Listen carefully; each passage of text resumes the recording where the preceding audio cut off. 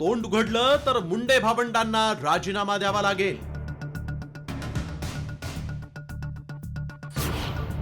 करुणा मुंडेंचा पंकजा आणि धनंजय मुंडेंना इशारा. करुणा मुंडेंच्या जीवाला धोका. धनंजय मुंडेंच्या मागे लागलेलं शुक्लकाष्ठ काही केल्या संपायला तयार नाही असंच आता म्हणावं लागेल. कारण करुणा मुंडेंना महिना 2 लाख रुपये पोटगी देण्याचे आदेश कोर्टानं दिले आहेत. त्यानंतर आता करुणा मुंडे अधिकच आक्रमक झाले आहेत.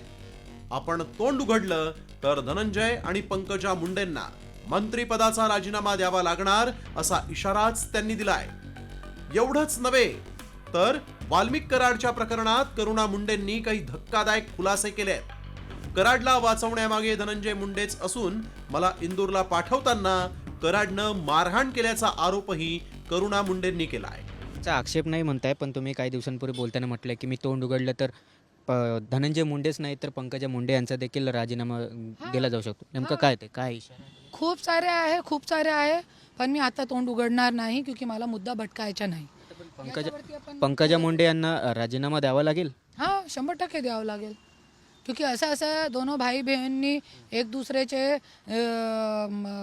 साठी कट कारस्थान रचलेले आहे. 3 महिने आले नाही होते. इंदोर होती मी तो आले नाही होते. त्यावेळी आमची ओळख झाली होती. ते माझ्यावरती त्यावेळी पण प्रेशर आणि मारहाण केली होती त्यांनी प्रेग्नेंट असताना की तुम्ही परत जा इंदोर आणि औरंगाबादतून मला मारून परत पाठवला होता इंदोर. पण वाल्मिक कराड इतके दिवस गायब होता.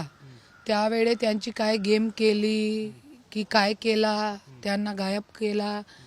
तोंड उघडणार होता तो काय आहे ते असं काय करू शकतात हे लोक.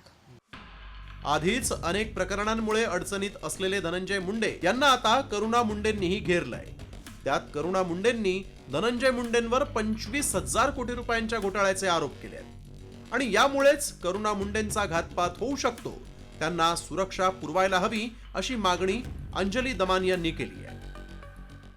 नाही, काल जे करुणा मुंडे म्हणाल्या की त्यांचा काही 25,000 कोटीचा घोटाळा त्या बाहेर काढणार आहेत आणि त्याचा पर्दाफाश करणार आहे, तर ते ऐकून जरासं पहिली काळजी वाटली की या स्त्रींना ते म्हणजे जगू देतील की नाही इतकी देखील भीती वाटली. आणि मला असं वाटतं की त्यांना सिक्युरिटी देणं गरजेचं आहे. कारण खरं तर त्यांनी एवढ्या बिनधास्तपणे बोलायला नको होतं, पण त्यांना सिक्युरिटीची मला वाटतं आता देणं गरजेचं आहे.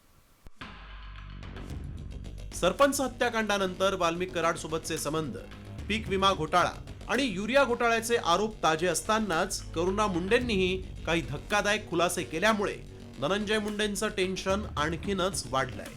मात्र यामुळे करुणा मुंडेंचा जीव खरंच धोक्यात आहे का?